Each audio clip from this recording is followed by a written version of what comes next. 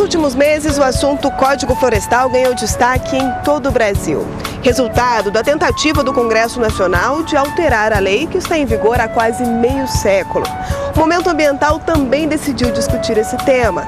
No entanto, mais do que mostrar a polêmica que coloca em lados opostos ambientalistas e produtores rurais, nossa intenção é explicar que norma é essa, como ela funciona e de que forma as determinações interferem no dia a dia de cada brasileiro. O Código não é uma lei que defende só florestas, né? Ele se aplica em função do que a gente chama de serviços ambientais, né? O que são esses serviços ambientais? São todos os processos ecológicos importantes para a proteção da água, né? Para a manutenção das diferentes formas de vida, da fauna silvestre, né?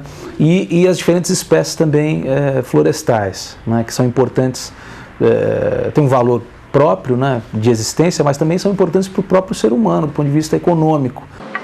Não é de hoje que o país reconhece a necessidade de impor limites à exploração dos recursos naturais. No século XVIII, por exemplo, já existia um movimento pelo uso racional dessa riqueza. Mesmo assim, a preocupação ecológica não ficou evidente no primeiro Código Florestal, criado em 1934. Ele tinha um viés diferente, que é o de manter uma base de recursos naturais importantes para a exploração. O Código ele regulava o uso das florestas para manter, por exemplo, a matriz energética que era muito utilizada na época, que é a madeira para carvão, para siderurgia, né, ou para móveis, enfim.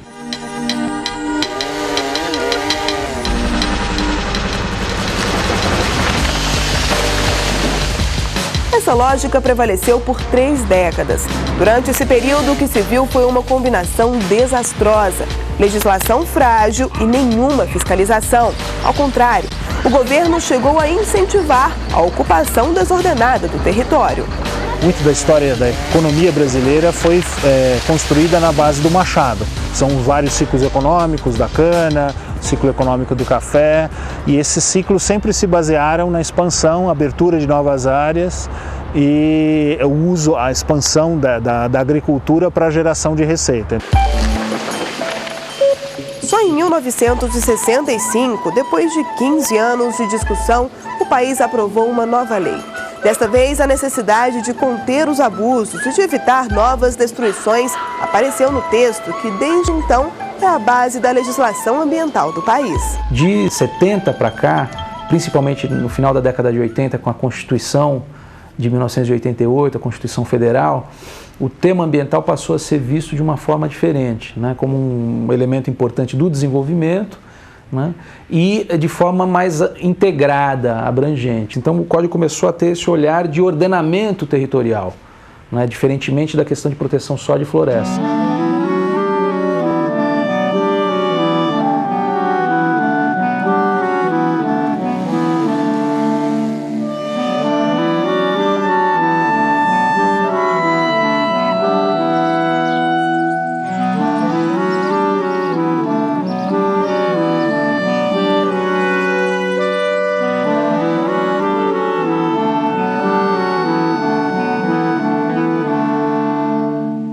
Um dos principais avanços do Código de 65 foi a consolidação do conceito de reserva legal. Trata-se de uma parte da propriedade que tem uso limitado. O dono só pode explorar a área de forma sustentável e se tiver autorização do governo. O mecanismo sempre enfrentou resistências, mas foi fundamental para que o país conseguisse frear o desmatamento.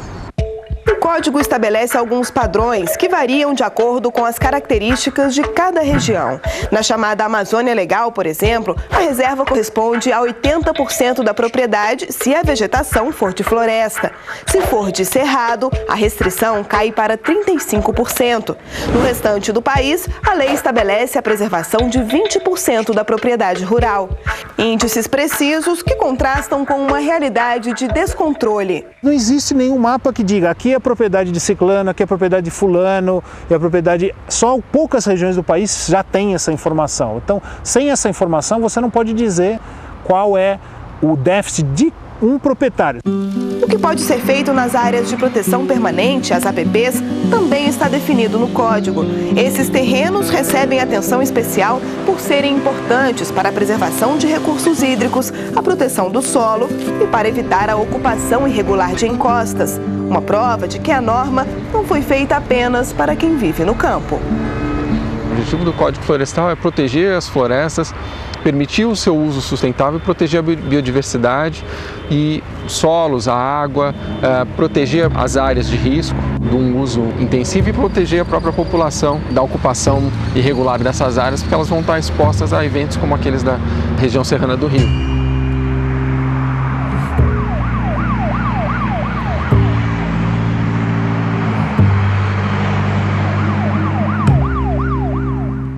Se o Código Florestal, digamos, em tese, né, fosse cumprido da forma como ele está hoje estabelecido, a gente teria muito menos problemas de ordem de áreas de risco, enfim, de assoreamento, de desmoronamento, de enchentes. Quer dizer, com certeza a gente teria muito menos problemas do que tem hoje. Mas como garantir o cumprimento de uma norma que não foi totalmente regulamentada? A lei era genérica e indicava claramente que a sua implementação requeriria a implementação de um regulamento, de uma regulamentação específica, muitas vezes a ser definida pelo Ministério do Meio Ambiente ou pelo CONAMA, né, o Conselho Nacional de Meio Ambiente. O que aconteceu é que, ao longo dessas décadas, infelizmente, muitas dessas regulamentações não foram feitas ou não foram criadas para possibilitar a implementação de muitos dos dispositivos do Código Florestal. Foi o que aconteceu com o chamado zoneamento econômico-ecológico. O estudo é uma espécie de radiografia que determina como cada região pode ser explorada. Esse instrumento ele é básico e ele está previsto na nossa Lei de Meio Ambiente desde o ano de 1981. Sucede que passaram 30 anos e a Amazônia ainda não dispunha de um zoneamento. O que nós precisamos é que seja aprovado de forma mais rápida e que, mais que isso, além da aprovação, esse instrumento seja na prática utilizado. Mas para uma parcela da população, a norma só não é cumprida porque ao longo do tempo ela acabou ficando rigorosa demais.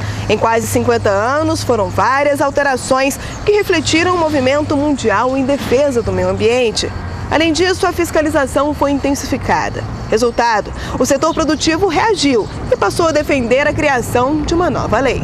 Foram 36 tentativas até que uma proposta começou a ser discutida no Congresso.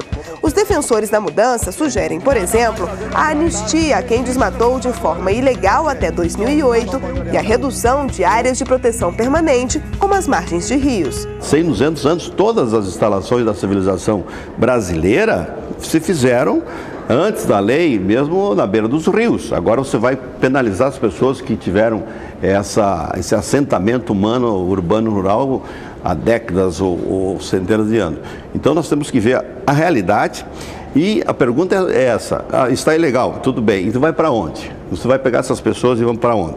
Quantos milhões de pessoas quando a gente sabe o impacto disso? Quanta área que você vai deixar de plantar? Quantas cidades você vai ter que mudar? Outra sugestão polêmica é a que transfere para estados e municípios o poder de decidir o que pode ser feito em áreas de proteção permanente. O município faz melhor que o estado faz melhor que a União, porque está mais perto e a população está ali para fiscalizar. E eu acho que a responsabilidade é de todos, desde o vereador até o senador. Ao permitir que os estados possam legislar sobre a questão das florestas, você está abrindo para que cada realidade de cada estado possa ter uma lei diferente para as florestas. Nós já tivemos a guerra fiscal, agora nós vamos ter uma guerra de flexibilização ambiental, concorrendo negativamente em prejuízo do interesse público e do cidadão brasileiro. Os ambientalistas reconhecem que o código precisa ser aperfeiçoado.